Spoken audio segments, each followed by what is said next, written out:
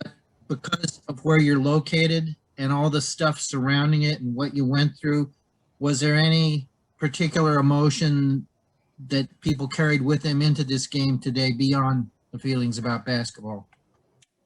I think guys are obviously aware of what's going on in our country, and we have conversations about this all the time. But once we step on the floor, we understand what our job is, and but the dialogue is never going to stop on how we can better our society. And a lot of guys are, doing their part on this team. Malika Andrews with ESPN. Two for you, Kevin. First, piggybacking off of what Greg just said. I mean, what was it like for you guys to land, to find out will they, won't they? Is this going to be rescheduled? Not going to be rescheduled? What was that process like? I think most of the guys took their naps right before the game yesterday and got up and got a text that game may be canceled, and it just happened so fast.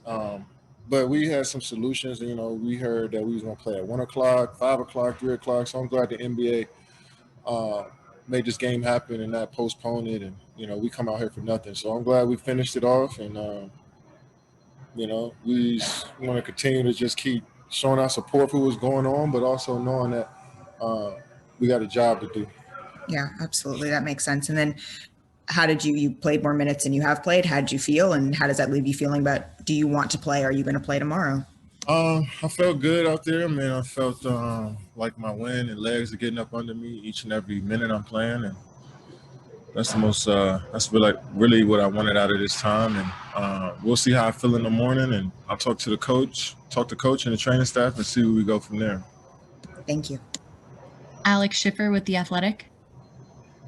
Kevin, kind of similar to what Malik and Greg asked. I don't know if you saw the Magic Spurs game last night. They kind of met at center court, in demonstration for what happened in Minneapolis. Do you guys have any talk in the locker room pregame about doing something like that, or it was more game oriented? Yeah, it was more game oriented. I think the shirts that we wore, both teams wore, spoke volumes. But we didn't plan on doing anything. I think if we come out there and respect and honor the game the right way, that sends a good message along with what we had on our shirts today. So, guys handled it well, both teams. Christian Winfield with the New York Daily News. Hey, Kevin, Steve was talking pregame about, the idea of postponing a game, not playing in the game at all versus having an actual reason to not play in the game in terms of actionable items of things that can get done.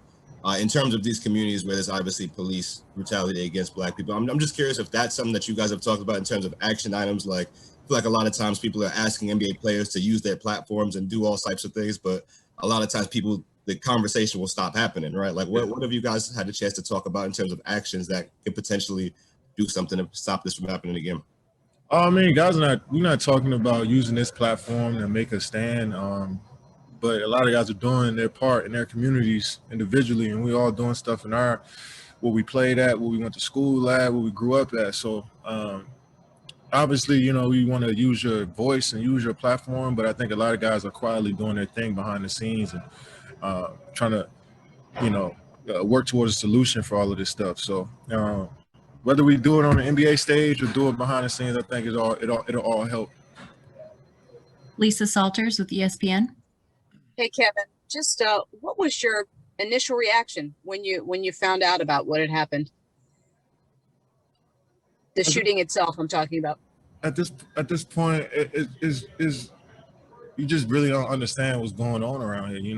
It's different stories every single day about families' lives getting altered because of police brutality, and at this point, I really don't know what to say.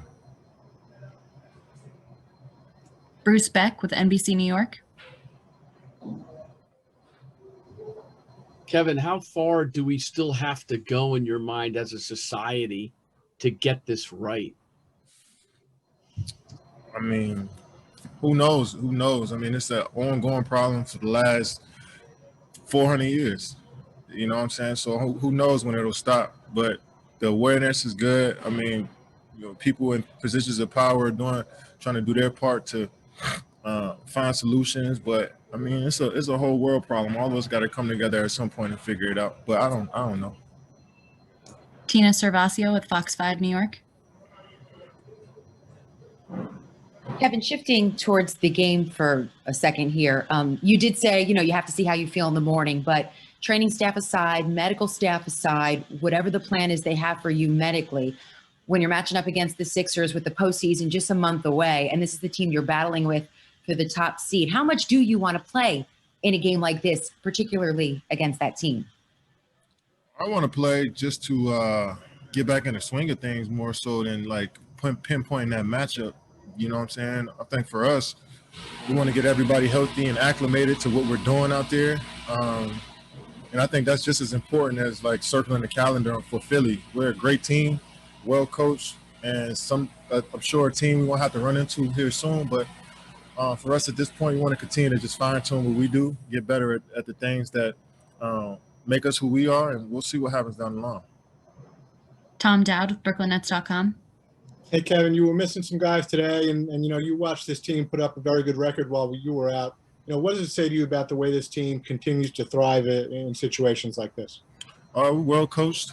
We got coaching staff that keeps everybody locked in no matter who's out on the floor.